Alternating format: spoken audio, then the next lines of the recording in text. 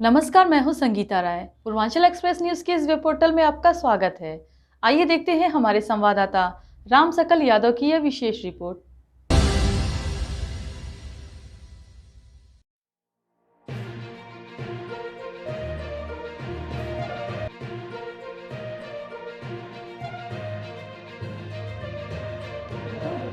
आजमगढ़ में बीजेपी के प्रदेश अध्यक्ष भूपेंद्र चौधरी ने कलकत्ता हाईकोर्ट में ममता बनर्जी के ओबीसी आरक्षण के फैसले को पलटने के आदेश का स्वागत करते हुए ईडी गठबंधन पर निशाना साधा है।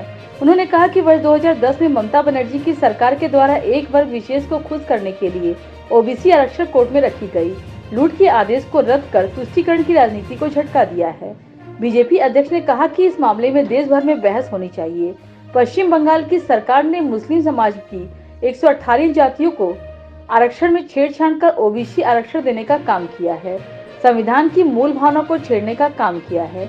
इसके अलावा ईडी गठबंधन में सभी घटक दलों की जिस भी राज्य में सरकार है वहां पर संविधान से छेड़छाड़ कर मुस्लिमों को खुश करने के लिए तुष्टीकरण की राजनीति की जा रही है। वहीं ममता बनर्जी के द्वारा अदालत के फैसले को नहीं मानने के बयान पर भाजपा अध्यक्ष ने कहा कि इससे स्पष्ट है कि वह संविधान के अनुसार नहीं बल्कि तुष्टीकरण के अनुसार चलेंगी।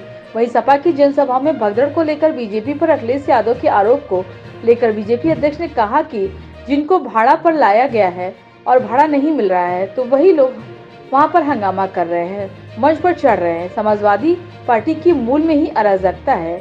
अभी आपने देखा होगा कि आजमगढ़ में एक जनसभा में सपा के अध्यक्ष ने मंच पर कैसे धक्का मुक्की की थी। यह सपा का चरित्र है। सस्ती लोकप्रियता को पाने के लिए सपा का जो एजेंडा चला हुआ है वह सब जनता जानती है। मैं एक विषय पर आपका ध्यान आकर्षित करने के लिए आप सबके सम्मुख उपस्थित हुआ हूं। बीते दिनों कलकत्ता हाई कोर्ट ने 2010 के बाद पश्चिम बंगाल की मुख्यमंत्री श्रीमती ममता बनर्जी की सरकार के द्वारा एक विशेष वर्ग को खुश करने के लिए गए ओबीसी के प्रमाण पत्रों को खारिज करते हुए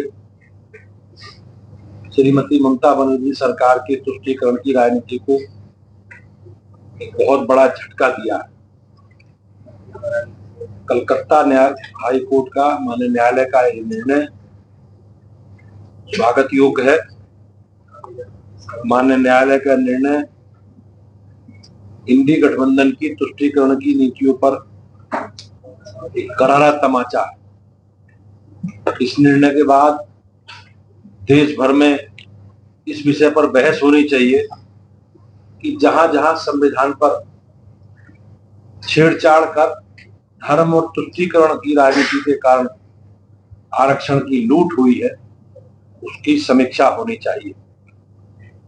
पश्चिम बंगाल सरकार ने नियमों को ताक पर रखकर 118 मुस्लिम समाज की जातियों को ओबीसी बनाने का काम किया है और ओबीसी का आरक्षण, पिछड़े वर्गों का आरक्षण गलत तरीके से लाभ देकर संविधान की मूल भावना के साथ खिलवाड़ करने का काम किया है। यह निर्णय इस बात को सिद्ध करने के लिए पर्याप्त है कि इंडी गठबंधन की सरकारें संविधान को नहीं मानती। आरक्षण की लूट और उसका फायदा पहुंचाने का वे अपने तुष्टीकरण के अभियान के तहत मुसलमानों को देना चाहती। अदालत द्वारा सन 2010 के बाद सभी ओबीसी प्रमाण पत्र रद्द किए जाने से भविष्य में इसका लाभ समाज के वंचित और गरीब तबकों को मिलेगा। यह एक शुरुआत है। इसकी समीक्षा की आवश्यकता अब जहां भी हो ऐसा वहां करना चाहिए। भारतीय संविधान के साथ विश्वासघात किसी भी सूरत में नहीं होने देगी हमारी पार्टी, और अदालत के इस निर्णय को लागू करवाने के लिए हम सब लोग मिलकर भरसक प्रयास करेंगे। इंडी गठबंधन के सभी घटक दल इस मानसिकता पर काम कर रहे हैं और वे दलित, ओबीसी और आदिवासियों का हक छीनकर मुसलमानों को देना चाहते हैं और जहां जहां उनकी राज्य सरकारों में उन्हें काम करने का अवसर मिला है वो इस दिशा में आगे बढ़ रहे हैं। भारतीय जनता पार्टी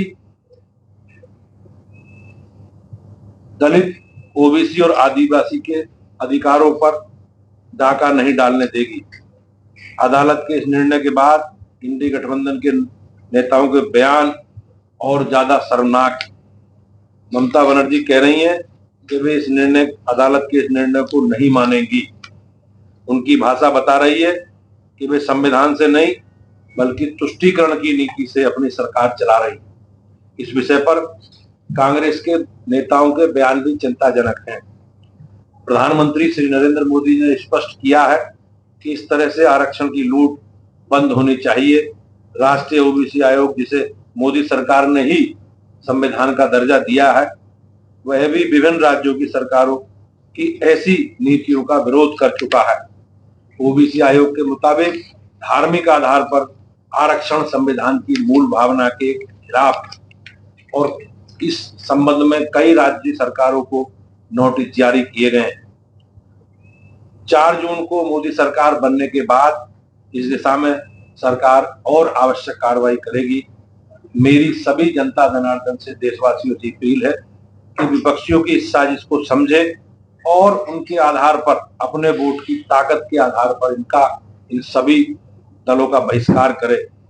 समाज विरोधी, संविधान विरोधी और तुष्टीकरण कर आरक्षण पर डाका डालने वाले ये इंडी गठबंधन के दल विपक्ष में बैठने के भी हकदार नहीं है। जिस प्रकार से माननीय न्यायालय ने, कलकत्ता हाई कोर्ट ने इस सरकार के निर्णय को रद्द करने का काम किया है, वो निश्चित रूप से जो इंडी गठबंधन की मंशा है कि पिछड़े वर्गों का आरक्षण काट करके मुसलमानों को देने की जो उनकी मंशा है, वो कहीं ना कहीं आज माननीय न्यायालय ने उस पर उसको रोकने का काम किया है। मैं अपनी ओर से और देशवासियों की ओर से माननीय न्यायालय का अभिनंदन करता हूं। बहुत बहुत धन्यवाद।